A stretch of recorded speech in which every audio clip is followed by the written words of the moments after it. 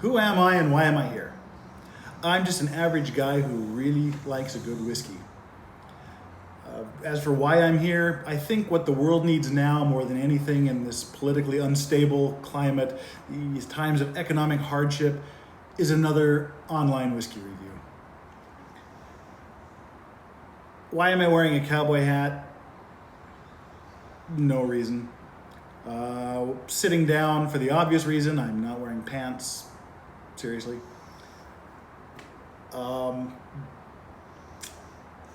What I hope to accomplish here is just to make a record for people, myself, and put it out there for public consumption. Maybe introduce you to some things you haven't tried before. I'll keep the comedy out unless it's unintentional. There's plenty of other people that are much funnier than I am that do this on a much better level. I have no intention to compete with them. As to why I picked this Yoichi Single Malt to start with, simple reason, in my whiskey cabinet, it's the first one on the top left. I just plan to work my way through. So today is the 45% Nikka Distillery Yoichi Single Malt. By way of a little bit of background, Suntory Distillery had been around for quite some time. And in the early 1900s, a man by the name of Masataka Taketsuru worked at Suntory. And in the early 1900s, he went to Scotland to learn more about the Scotch production process. And in the process, he became a master distiller. But while he was there in 1920, he married a beautiful woman who happened to be the daughter of the landlord of the building where he was staying. And in a very brave breach of Japanese culture, he didn't receive permission from his parents to marry her. And they traveled back to Japan shortly thereafter, where he continued working at Suntory.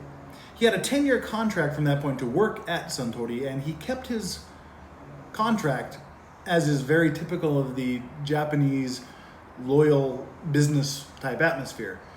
And once his contract was up, he left Suntory to start his own distillery, the Nikka Distillery. And one of the main reasons he chose to leave Suntory was there was an argument and a discussion about adaptation versus adoption. Suntory wanted to adapt Scotch whiskey to the Japanese palate and the Japanese processes, whereas Masataka Taketsuru wanted to adapt the Scottish way of producing whiskey in Japan. So eventually he did leave Suntory and start the Nikka Distillery in Yoichi, Hokkaido. Why did he choose the island of Hokkaido? Basically because in his opinion and feeling, that was the closest place to Scotland in Japan. They're both located very far north. The size of Hokkaido is almost the same size as Scotland. They have a very similar population, very similar weather. And he chose to build his distillery on the ocean, where he had access to the grain producing fields as well, also fresh water from the area.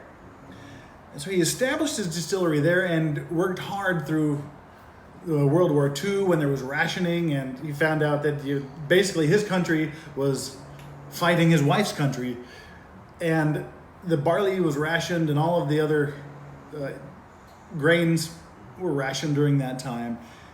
He eventually produced these whiskeys that became very, very successful and very, very tasty in Japan, but were well known only in Japan and only became more recognized and well known outside of Japan recently. With that, I think we should just get into it.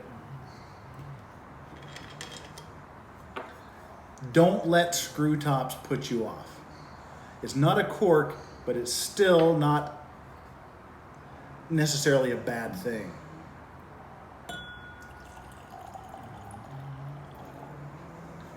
Gave myself a healthy pour there.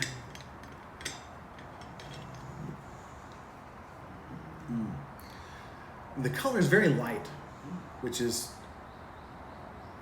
kind of typical of Japanese whiskeys. And there's not a lot of leg to it, but it's still oily. It still has an oiliness about it. The nose, you get the peat, because it is a peated whiskey. There's a little bit of peat and smoke and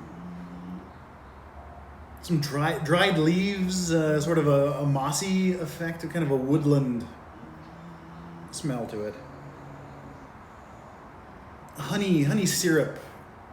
It's very sweet scented, almost like a good mix between a Highland and an Islay Scotch.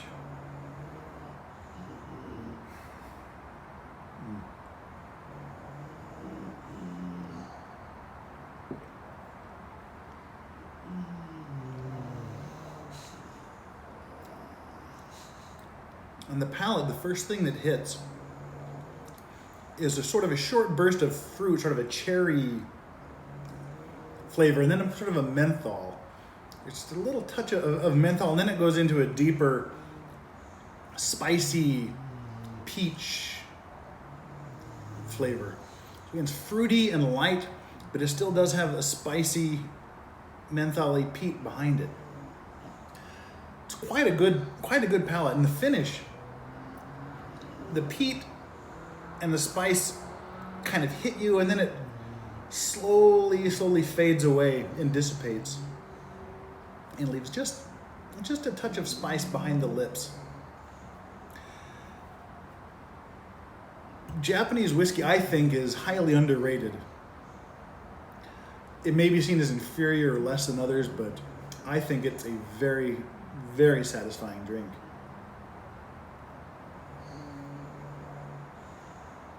It's one that I would use to introduce people not only to whiskey, but into peaty whiskeys. Because it's not challenging, but at the same time it's not dull. If you find it, give it a shot and see what you think.